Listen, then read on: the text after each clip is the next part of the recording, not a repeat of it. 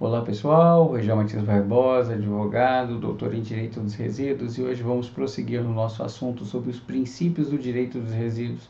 Na aula passada nós falamos quais eram esses princípios, dividimos em 3 categorias a fim de estudo. Então falamos dos princípios que são comungados com o direito ambiental, princípios que vêm do direito ambiental, mas eles tomam uma nova leitura, e os princípios exclusivos do direito dos resíduos. Então, nós vamos tratar agora sobre os princípios comungados do direito ambiental. E quais são eles?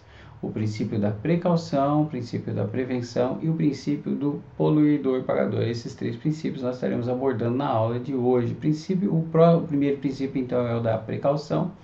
Esse princípio tem origem alemã, com os verdes alemãos, né? Assim, quando a gente assimila ele dentro do direito ambiental. Ele é conhecido como Vorsorgeprinzip. Ele vem antes da Segunda Guerra Mundial, ele já é conhecido esse princípio. Na década de 60, na Alemanha, ele passa a ser assimilado no direito público interno, como mecanismo de gestão e planejamento do poder público.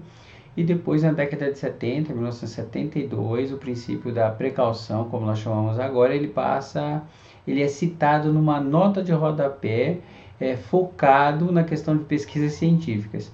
E aí, a partir desta nota de rodapé, se começa então a fazer uma grande discussão, assimilam-se nos ordenamentos jurídicos internos, e olha só coisa interessante, e começam a criar conceitos para ele, né?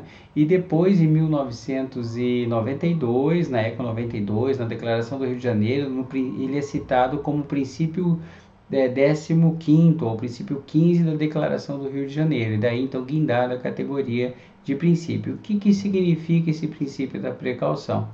Significa que quando você não sabe qual o resultado da sua ação em relação ao meio ambiente, se aquilo vai trazer um dano ou não vai trazer um dano, você então se abstém de fazer este ato, buscando então a proteção ambiental. Desse princípio decorre eles chamam de regra, mas eu diria que desta regra decorre outra regra, que é a regra de interpretação de hermenêutica, chamado indúbio pro meio ambiente. É delicado, inclusive, essa regra, mas não é nesse momento que a gente vai estar discutindo sobre isso agora. E isso é muito interessante, este princípio, né?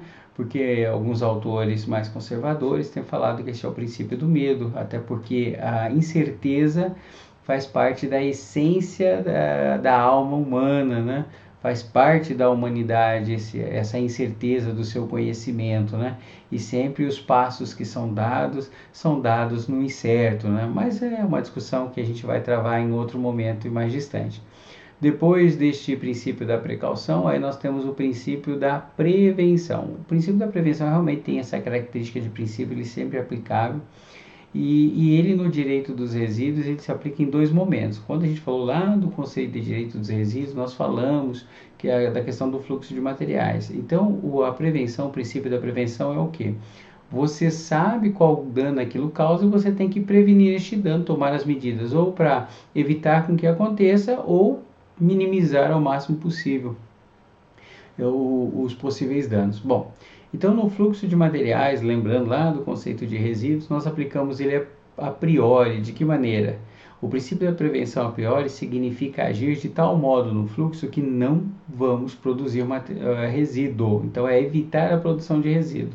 E isso é interessante porque daí, em função deste princípio, é que vai influenciar na questão do desenho inteligente, na escolha de matéria-prima e tantas outras questões que a gente vai abordar em outros momentos no curso. E a posteriori, já quando nós temos o resíduo residual, ou seja, já não temos mais, já não há mais o que fazer, nós já temos aquela coisa que nós temos que enjeitar e dar uma destinação para ele. Então se aplica ali. Como que se aplica o princípio da prevenção? Dando uma destinação final, uma disposição final para ele que produza o menor dano possível ao meio ambiente ou se evite qualquer tipo de dano, né? Esse é o princípio da prevenção. Depois nós temos o nosso último princípio da aula de hoje, que é o princípio do poluidor pagador. O que significa isso? O poluidor pagador é aquele que faz a sujeira que ele então deve pagar para limpar, né? Quem polui deve pagar para restabelecer o status quo ante, né? No caso do poluidor pagador, nos resíduos, como nós lemos, que o gerador ele é obrigado a pagar pela destinação e disposição final dos resíduos. É dessa maneira.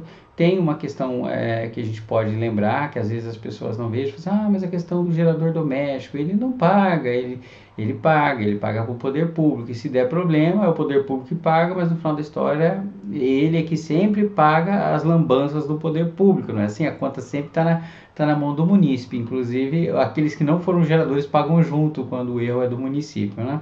Mas a nossa ideia era só fazer uma colocação simples de que são esses princípios, e no decorrer do curso com certeza nós vamos recuperando eles e dizendo as aplicações, etc., nos casos concretos. Espero que tenha gostado e te espero para a próxima aula. Até mais!